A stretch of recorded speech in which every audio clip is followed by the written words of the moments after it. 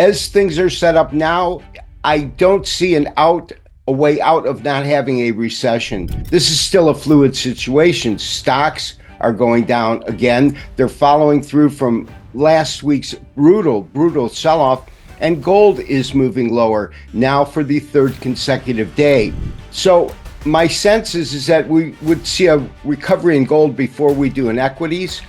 Global markets are in turmoil early in the week. The S&P 500 is now officially in bear market territory. What does this mean for investors interested in not just equities, but also precious metals? Gary Wagner is here to join us today to discuss this theme. He is the editor of the goldforecast.com. Gary, good to see you again. Gold has been rocketing to new highs above $3,000 an ounce. It was at $3,100 not too long ago. It's since fallen to below $3,000. Today we're speaking, it's now below $3,000. My first question is, what is going on with the markets? As an investor, somebody observing, are you worried about this progressing into some sort of greater depression that some people have been warning us about? I believe that as things are set up now, I don't see a way out of not having a recession. All of these steps are taking us to that point. How deep, how long that will last, we'll have to determine at a later point, because this is still a fluid situation. Stocks are going down again. They're following through from last week's brutal sell-off, and gold is moving lower now for the third consecutive day. So my sense is that we would see a recovery in gold before we do in equities, but it seems as though there's further to go in terms of the sell-off in U.S. equities as well as global equities. Why do you think there's more further downside to go?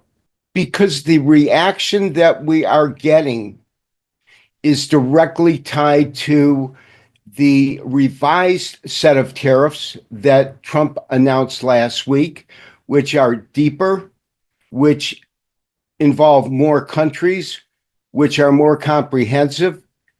And more than that, it has developed into a full-blown trade war.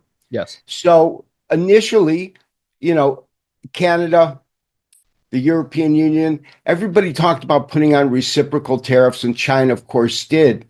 But China came out when Trump raised the tariffs last week, and they announced that they were going to do a reciprocal tariff, over 30%. And then Trump came out with a warning saying, well, if you do that, we'll raise your tariffs to 50%. And that is an escalating trade war. And so as long as it's escalating, I don't see it beginning to diminish. We've got to see the damage done where the markets want to fall, and some basic change, some optimism come into the market that this will work itself out before we see a conclusion to the current dilemma that we're in. And I know we're going to talk about gold in just a minute, but I just want to show you an S&P 500 chart. And I pointed this out before on my show, Gary. This is the S&P going back to 2020, 2019, and 2018. In Trump's last term, it's the same thing happened. He implemented tariffs, and markets didn't like that. And I was covering this at the time, and every time he announced new tariffs on Chinese goods or any other country, the markets threw a hissy fit. And I know at this time things are different. The scale is much larger. The magnitude is much larger. But take a look at 2019. Markets were down about 19% when Trump implemented tariffs. And I know this chart looks scary, but on a percentage basis, it's about the same. It's down 19%. Okay. We've seen this before. My point is this just, the start of a V-shaped recovery, which is exactly what happened in 2019? Can you see any parallels from today versus last time?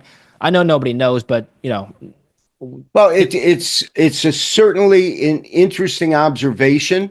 The fact that it is at a similar percentage decline, 19% then and 19% now, is truly a point we want to look at it for potential signs that we're seeing either a slowing in the decline or some kind of base or sideways trade action, a V formation forming.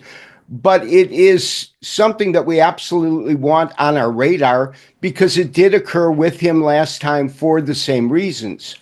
So it would be foolish of us not to put that into the different points that we're using to interpretate the economic environment as it stands right now. Absolutely.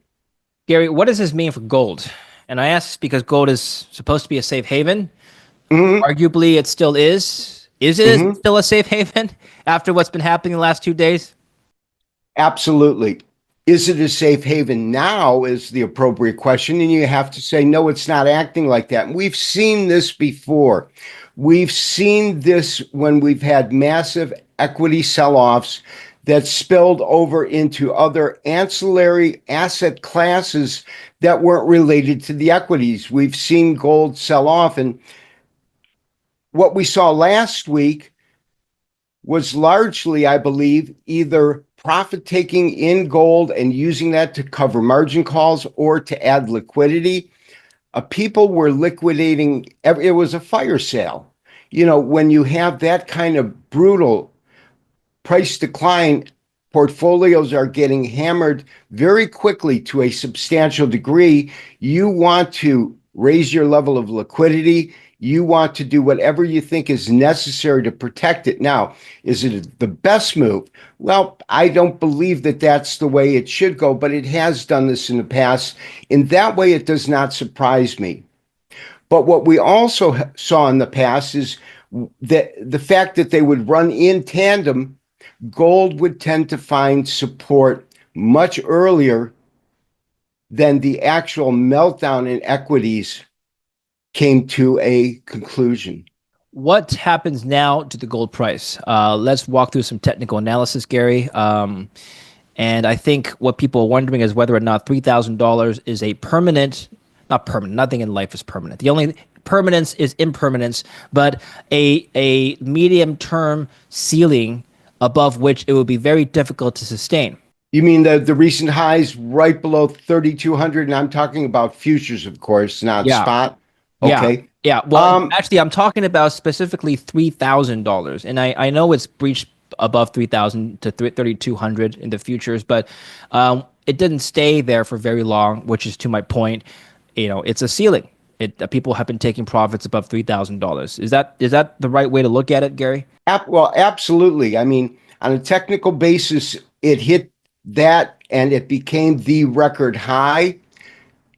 It was unsustainable. And more importantly, it came down fairly hard, considering that, well, it just moved back up over 3,000, but this morning it was trading below $3,000 per ounce. So we're looking at it kind of skirting that area. But when you think about it, on Thursday, gold futures declined by $50. Friday, $82. Today, $60 plus dollars. We've had strong declines with substantial volume for the last 3 trading days, and it's in unison with the equities that are under pressure. And I'll show you an interesting observation when we do look at some charts about the S&P, the NASDAQ, and the Dow in terms of, even though they're lower, how they look in a candlestick format, an unusual scenario. So my sense is that at some point, I believe that it will hopefully occur this week. You will see gold begin to disconnect from the selling pressure that we're seeing in equities. And at that point, people will return to that as a safe haven asset to protect the portfolio that's getting hammered by components within that, which specifically are the stocks they own. Before we continue with the video, I want to tell you about one of the best performing assets this year, gold. The price of gold keeps rising. It's no mystery why. The Chinese central bank is stockpiling gold in the face of deglobalization, while Chinese citizens are buying gold hand over fist to protect their wealth amidst a real estate crisis, a stock market going nowhere, and low interest rates, all seismic shifts for a country that enjoyed immense growth for 20 years. These forces are here to stay, and they're strong. they've created such momentum that gold is now attracting interest from Western investors. The chart is bullish, the arguments are many, and the move is still young. When gold rises, companies putting new gold mines into production usually rise the most. It's called leverage. West Red Lake Gold Mines, today's sponsor, is one of the few Canadian gold stocks putting a gold mine into production in this exciting gold market. The Matson Gold Mine is largely built, and West Red Lake Gold knows exactly what it needs to do and when to achieve its goal of getting this high-grade gold mine back in operation in 2025. West Red Lake Gold is a stock made for this gold market. Learn more in the link down below or scan this QR code here. Gary, can we pull up some charts here? Maybe show the audience with some visuals to illustrate your point. Some short-term and medium-term levels that we should be watching for. Not a problem. The first thing that I want to look at is short-term, and then we'll look at longer-term charts to where we think we could find support. This is a very short-term chart, 5 minutes per candlestick. The candlesticks are also candlesticks with volume. That's why you see some wider and the corresponding volume below it. What is so interesting is that we saw this last week where we would get tremendous selling pressure. So the open on Monday, really, this is Australia's Monday. It takes it from $3,058 down to lows just below $3,000, $2,988. And then you've got this long consecutive series of green candles with strong volume that move gold back up to $3,075. Definitely countered the trend. And then you had a slow and methodical price decline for a period of hours. And that is kind of interesting. So you make this next low that comes in, makes it slow, and then it spikes back up. But that is a false spike in that it was a counter trend that you wouldn't expect and also unsustainable. And then you return, you make the lowest low of the day. And now we're sitting just above that, right around 3,000. So on a short-term basis, we've seen selling pressure. The selling pressure remains, but we're also seeing points when there is either an attempt to recover or people squaring positions off. But it's interesting. It's not just straight selling with small kicks to the upside, so to speak. Typically, it's a stair step. It'll move down 3 steps, move up 1, down 3, up 1. This, it moved down 1, and then it moved up 1.5. Tremendous spikes with a counter trend on a short-term basis. Now, we also saw that in equities, and that was due to a rumor that began to circulate that said that they might have a 90-day pause on the tariffs. So equity shot up, and the White House announced that that's not true. Equities returned to their selling pressure, and so did gold. But we've seen this kind of action last week where, on a short-term basis, you get tremendous short covering actually moving the market up above the beginning of the sell-off. In other words, $3,058 is the opening bid. It sells down to $3,000, and the recovery takes to $3,075. So an additional $20 or so in terms of the spike higher before returning to the prevalent trend direction, which is bearish. Would you be buying gold at current levels, given that it was previously a little bit higher, and then now there was a big flash crash? Well, let's go ahead and pull up a longer term chart to answer that question. And this is a daily chart. You can see that these are the last 3 days, Thursday, Friday, and today. Tremendous selling. And what I've done is I've created 2 Fibonacci retracement data sets. The first one is a short-term data set beginning at $2,875 up to the top that was achieved on Wednesday. Mm-hmm. The longer data set starts down at $2,650. The lows in what I have labeled as the beginning of this current rally in the middle of December, $2,650 basically moved you up to a series of new all-time record highs. When you do this, the reason we're using two is we're looking for confluence between different cycles of moving averages. In other words, the time sequence. This one is much longer and much deeper. And so the 23.6% matches up roughly with the shorter term fib retracement at 38.2%. Now, obviously, it barreled through that. The next level that is interesting to watch would be this 38% retracement level that corresponds to the 61.8%. And the fact that you have these pure Fibonacci numbers, the 38 and 61.8, close together is really, it's kind of like in music, it would be, an analogy would be a C and a high C. In other words, there's very much the same resonance, but an octave higher or an octave lower. And you're getting that. This is beautiful confluence when you have the 38 to the 23 or the 61 to the 38, when they're that tight together, it tells you that even when you go out further in time, the cycle of itself matches up beautifully to these numbers. So I believe that we want to look at this current pricing. The low that came in today was 29.72. Of course, the key is going to be when gold is able to move back and sustain a close above 3,000, which it's struggling to do. And at this point, it is just at 3,000, 3,001.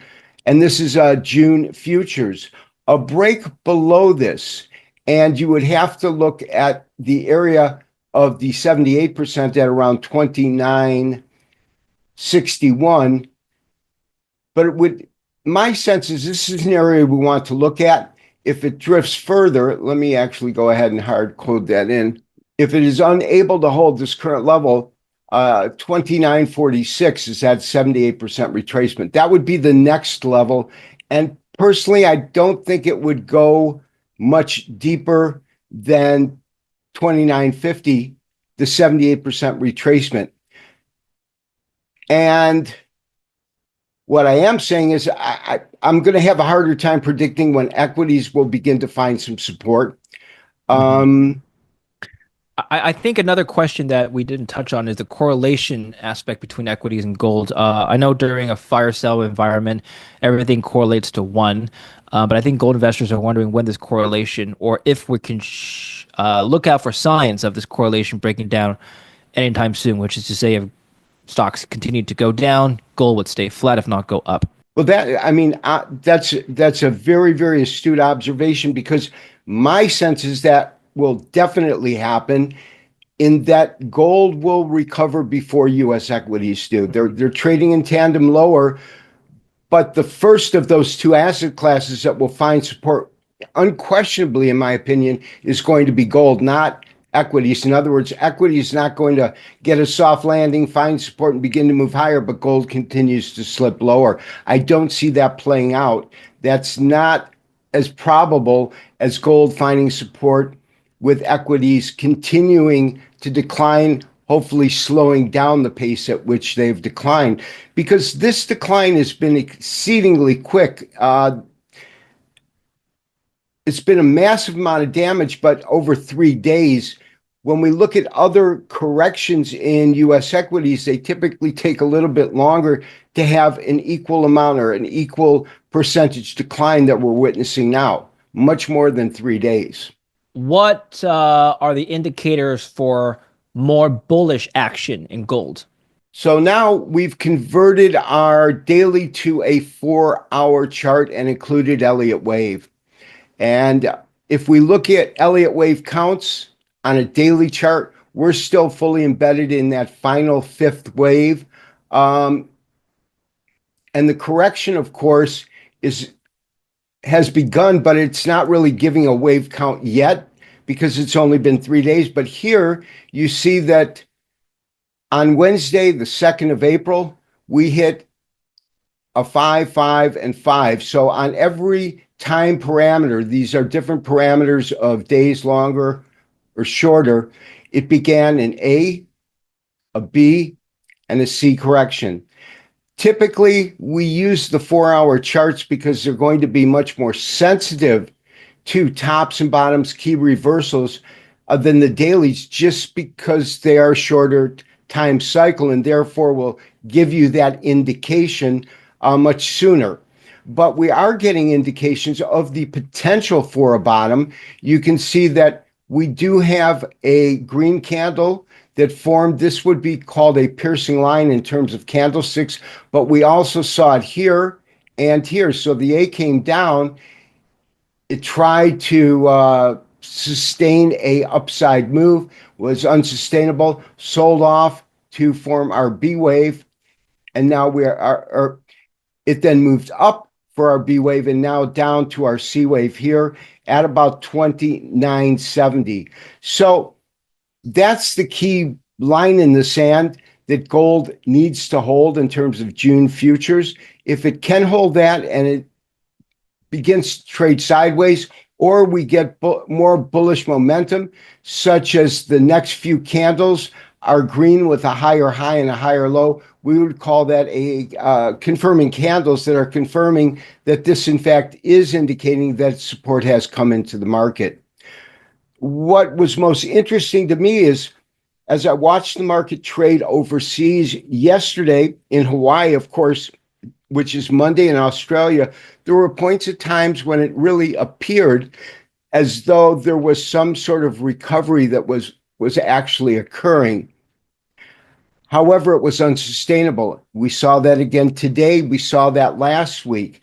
So we have a market that is going counter to the fundamentals that it would typically have. This is when you would look to utilize gold as a safe haven asset to protect the risk on, risk off, to protect the price decline of U.S. equities, and yet it moved in tandem. And so there is going to come a point when you get the true disconnect and gold begins to act as a safe haven. I would imagine that could occur early this week. When is gold hitting $3,500? That's an interesting question. This is kind of a philosophical question because nobody knows exactly when. But if someone were to ask you, look, I think gold's going to 3,500. I think that's reasonable given it's already gone up 50% in the last year, more than that actually. 3,500 is not even 50%. What's the timeline for that kind of increase? My sense is gold will trade to 3,500. It's the when that I'm a little bit more conservative than other analysts. Right now, I'm looking at the potential top of gold. And this, of course, our calculations done before the fall, but they're still relevant. Anywhere between 3,350 and 3,400 an ounce. 3,500 an ounce, if I had to calculate, I would have looked for a second quarter next year. Okay. It's not a matter of if, but when, because I believe that that's truly a logical price level for gold to ascend to, all things being equal. Okay. I am just a little bit more conservative than some that are calling for it earlier than I am. What about silver? The question is, what do we do about silver now that silver, being an industrial metal, we're having an industrial component, is in the line of fire of these tariffs? Presumably, if global trade slows down, we'll need fewer industrial inputs. But silver also trades like a monetary metal in some way because it follows gold. Here is a perfect example of competing forces at work. What's your view? Well, silver has not been trading in tandem, but let me grab a silver chart here, and so we can take a look at it. Let's go to a daily.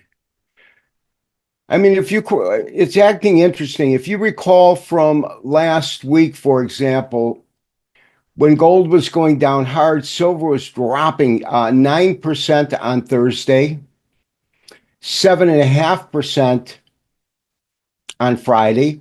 And interestingly enough, today it's actually up 1.9% or 56 cents after trading to an extreme low of 27.58. So it does appear as though silver is attempting to find some support and move higher from that.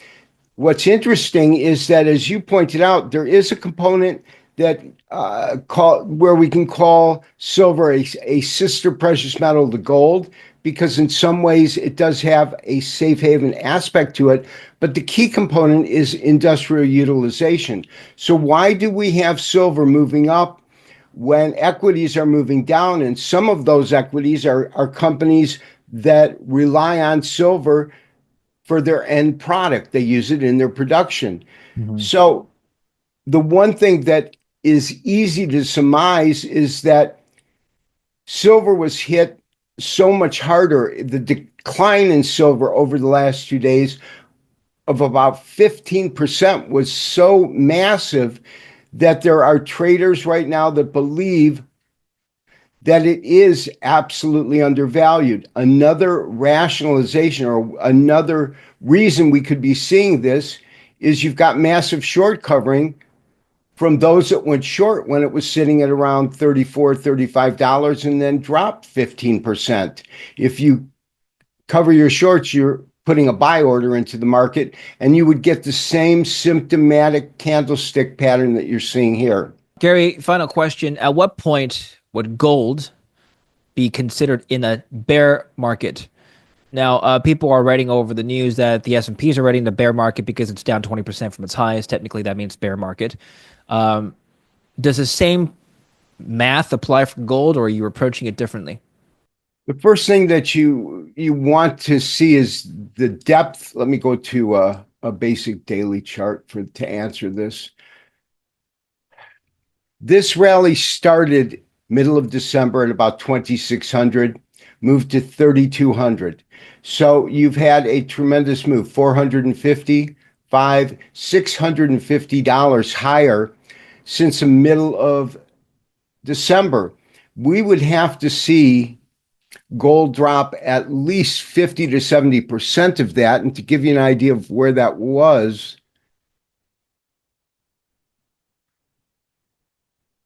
before I would call this a bear market, we would need to see gold at 2770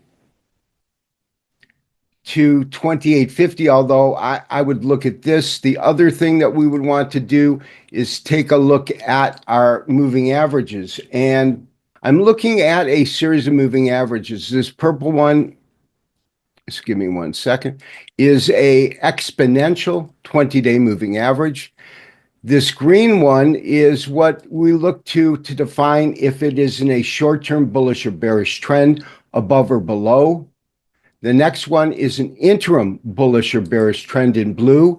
And then, of course, this is the notorious 200-day moving average, which tells you on a long-term basis whether or not gold is in a bullish or bearish demeanor. Flew through the 20. It recovered after trading below the 50-day. For us to say that, to respond that we are in a bear market, we would need to see a lot more technical damage, at least to break below the 100. Mm-hmm. Definitely, if it traded as low as at or below the 200-day, that's the definition of a long-term bear market. Below the 100-day is the definition of a interim bear market. And a 50-day moving average, the fact that it's currently above that, says that on a short-term basis, it has not gone into a bear market scenario. Yes. We would need to see gold trade below and then sustainably either trade sideways or lower. And the fact that it isn't, we can't make that observation, or we can't come to that conclusion that gold is in a bear market. Right now, it's not. It's corrected tremendous amounts of dollars, percentages, nothing in terms of the damage that's happening in U.S. equities, nothing like silver. And if we look at the moving averages, for example, in silver, it ripped through all of these. I believe that it is below the 200-day moving average, if I'm correct, but not gold. Gold would need to break and close below the 50-day moving average before I even say it is in a short bear market. Right now, it doesn't meet the criteria of any of them. If it does close below the 50-day moving average, typically what does that imply? Do you start buying it because it's oversold, or does that mean it's time to take more off the table because this is a sustained bear market now? If you get a break below the 50-day moving average on a closing basis, and it either trades sideways or lower for a period of time, at least a couple of days, that is telling you that the selling pressure is not diminished. You would obviously want to see what volume was doing at the same time. And you can see how these volume they spiked up, but they are declining. When you look at the volume of Thursday, it's greater than Friday. Friday is greater than today. If it breaks below there, you want to see whether or not these are large candles. Is it moving sideways or is it moving very quickly to lower lows? And that would help us determine it. What would seal the deal, so to speak, is a pattern at a certain pivot point. In other words, this is a key area to watch because you have the confluence of the 38% fib retracement and the 61.8% fib retracement on two data sets, one starting on February 28th and the other one beginning in December right here. Once you have a solid break below this price point, obviously, if it continues to show these large red candles on a daily chart, it's not finding support. But at a certain point, whether it is here or even the 78, which is at 29.46, we would want to see a recovery candle such as we saw here, a red to green. But we're not seeing that. I believe that there's a high likelihood, a high probability that gold could find support here as long as it doesn't break today's low of 29.72, call it 29.70. If it doesn't make a lower low, there is a high probability that we will see it either trade sideways or form that classic V formation. Yes. All right, great. Well, let's end this discussion here. I think that was a very good overview of the gold and commodities markets. Where can we follow your work now, Gary? Thanks so much for asking. On YouTube, we have thegoldforecast.com. It is where we keep our vault of videos. I think there's 3,000 there, so you can see how we reacted at multiple points in time. You can go back to the 2011 spike and see how we dealt with that or any of the big corrections that we saw in U.S. equities and seeing what we've done. Our primary account, not our primary designation where you want to find current information is thegoldforecast.com. Without a question, you can read through, and if it's an older video, you can see the commentary. Most importantly, if you see something that you perceive is going to give you value and help you become a more successful trader, you can try us out and see if it's of value to you. In other words, our goal is to give you actionable information. And if we can meet that criteria, we would want you to stay with us. If you try us out and it doesn't meet that expectations, there's no reason to be a premium subscriber. But give us an opportunity to show you that we believe we can. Good stuff. We'll put the links down below, so make sure to follow Gary there. See you next time, Gary. Take care for now. Thanks so much for having me. Bye-bye. Thank you for watching. Don't forget to like and subscribe.